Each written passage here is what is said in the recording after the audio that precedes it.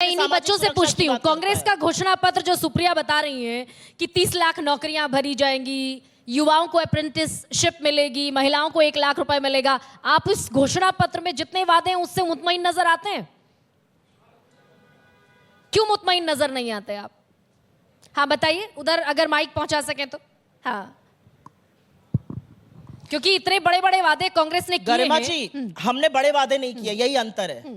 मुस्कुराकर मैं ये बात जरूर कहूंगी, हमने 15-15 लाख सबके बैंक अकाउंट में डाल दूंगा का वादा नहीं किया है। हमने 2 करोड़ सालाना रोजगार मतलब 10-20 करोड़ रोजगार 10 साल में बनाने का वादा नहीं किया है। हमने ये वादा नहीं किया है कि हम 100 स्मार्ट सिटी बना देंगे। हमने ये भी वादा नहीं किया है कि 2022 में किसान की आय दोगुनी कर देंगे। हमने ये भी वादा नहीं किया है कि रुपए और डॉलर को एक दाम पर ले आएंगे। हमने ये भी वादा नहीं किया है कि 35 पर पेट्रोल और डीजल बिकेगा, बिक रहा है 100 के पार। हमने ये भी वादा नहीं किया, एक मिनट, हमने ये भी वादा नहीं किया कि 2022 में देश की इकोनॉमी $5 ट्रिलियन की हो जाएगी और देश की इकोनॉमी $3 ट्रिलियन की 2024 में है। किसके वादों पर भरोसा है भाई? ये युवा जो यहाँ बैठे हैं, किसके वादों पर भरोसा है आपको? कांग्रेस घोषणा पत्र लेकर आइए।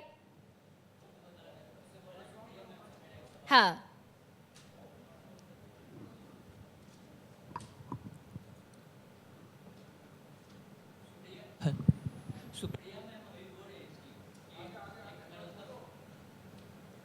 नहीं बताइए बताइए, बोलिए बोलिए, आवाज आ रही है, बोलिए, आवाज आ रही है आपकी।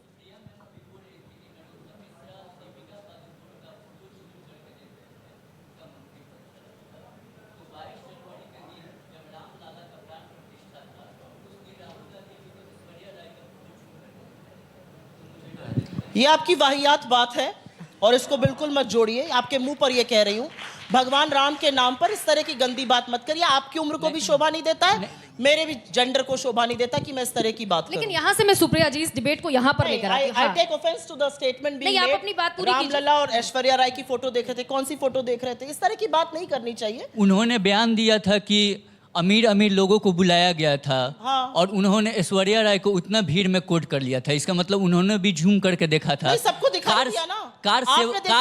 कार सेवक को बुलाया गया था। क्या सभी कार सेवक अमीर हैं? वो गरीब नहीं थे। अब आप बोल लिए तो मैं बोलूंगी। हाँ, सुप्रिया जी जवाब आप बोल लिए। सुप्रिया जी जवाब दीजिए। उस पूरी प्राण प्रतिष्ठा में मोदी जी थे, अंबानी जी थे, रणबीर कपूर थे, आलिया भट्ट थी, रणवीर सिंह थे, तमाम फिल्म एक्टर्स थे, बड़े बड़े अमीर थे, सारे देश का, फ्रॉम आनंद महिंद्रा टू सुनील मित्तल थे। उसमें मुझे तो कोई गरीब नहीं दिखा और मुझे गरीब से ज्यादा दूसरी आपत्ति थी। मैं एक प्रैक्टिसिंग हिंदू हूं और शंकराचार्य मेरे लिए, अगर ईश्वर के बाद हिंदू धर्म की संस्थापना किसी ने करी तो वो शंकराचार्य ने करी। कहां थे शंकराचार्य? क्यों नहीं थे? इस देश की प्रथम नागरिक महामहिम द्रौपदी मुर्मू क्यों नहीं थी वहां पर? क्योंकि वो एक आदिवासी महिला है। ना वो प्राण प्रतिष्ठा में जाएंगी, ना उनको आप बुलाएंगे संसद के इनॉग्रेशन में। तो क्यों है वो इस देश की राष्ट्रपति?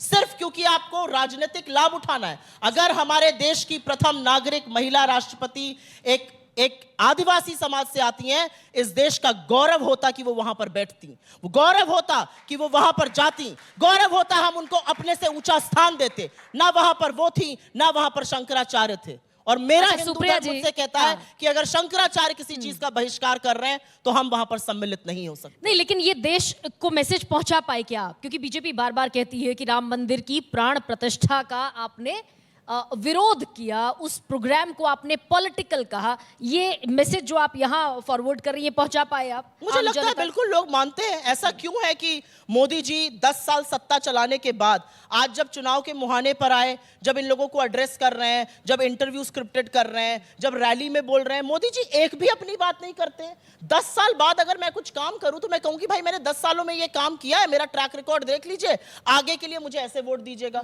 10 साल बाद एक काम नहीं गिना पा रहे हैं। मोदी जी की सबसे बड़ी उपलब्धि है, उन्होंने दुनिया की सबसे बड़ी व्हाट्सएप यूनिवर्सिटी का निर्माण उत्तर प्रदेश में और हिंदुस्तान में किया है। अन्यथा उनकी कोई उपलब्धि नहीं है। 10 साल बाद प्रधानमंत्री को मुस्लिम लीग की छाप नजर आ रही, कहां नजर आती है आपको? किसान में, आपको महिला में, श्रमिकों में, युवाओं में, किस में नजर आ रही है मुस्लिम लीग की छाप? आप मैनिफेस्टो टू मैनिफेस्टो कंपेयर करिए। 30 जनवरी को मैनिफेस्टो कमेटी अनाउंस होती है बीजेपी की, 13 अप्रैल को 13 दिन के अंदर मैनिफेस्टो बनके तैयार हो जाता है। हमारा मैनिफेस्टो बना भारत जोड़ो यात्रा के जो सुझाव आए उसको लेकर, भारत जोड़ो न्याय यात्रा के सुझावों को लेकर दिसंबर में कमेटी नहीं, लेकिन उनको मौका मिलता है। सुप्रिया जी, मैनिफेस्टो पर मैं आऊंगी, लेकिन उनको मौका मिलता है ना, जब आपके डीएमके जैसे एलाय साउथ सदर्न इंडिया में सनातन को मच्छर कह देंगे, मॉस्किटो कह देंगे, इराडिकेट करना जरूरी है, तो ये देश तो सनातन में विश्वास करने वाला देश है ना। तो मुझे इसमें बिल्कुल आपत्ति है। आप मुझे बताइए कि मुझे बिल्कुल डीएमके घोर के आपत्ति इस है। बयान को आपने शायद मेरी प्रेस कॉन्फ्रेंस ना देखी हो, मैं प्रेस कॉन्फ्रेंस कर रही थी जिस दिन डीएमके का ये बनाया ना था,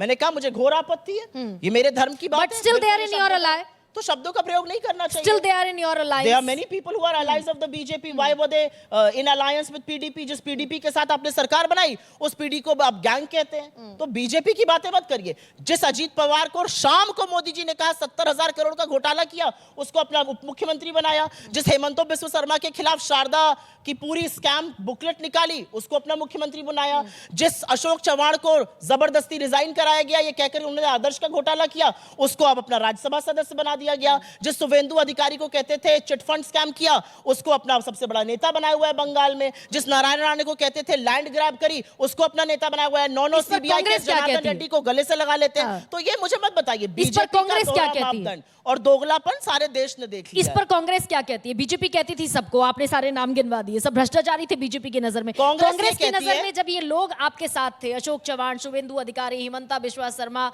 और भी जितने महाराष्ट्र के भी लोग कुछ आप गिना रही हैं, नाम गिना रही हैं, उन पर कांग्रेस का स्टैंड बहुत सिंपल आर दे स्टैंड है। करप्ट? अगर उन्होंने कुछ गलत किया आर है, दे करप्ट? आप No, क्या मानते हैं? नहीं, ये कोई क्विज नहीं है जहां पे मैं हाँ या ना का जवाब दूंगी। अगर उन्होंने कुछ गलत किया है तो बिल्कुल उनके खिलाफ कार्रवाई होनी चाहिए। कार्रवाई करिए। आपके सामने रिपोर्ट है 25 लोगों ने ज्वाइन की कांग्रेस या बाकी अन्य दलों से बीजेपी, 23 के खिलाफ क्यों बंद हो गई कार्रवाई?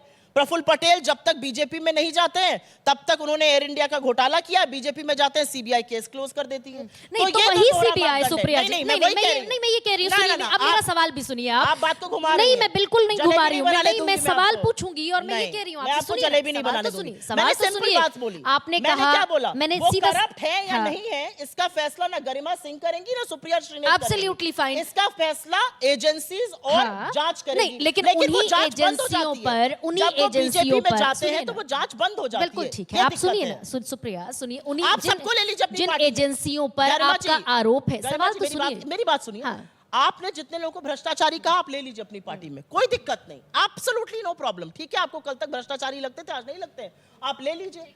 उनके खिलाफ आप एक्शन क्यों बंद कर देते हैं? उनके खिलाफ ईडी सीबीआई जांच क्यों बंद कर देते हैं? एब्सोल्युटली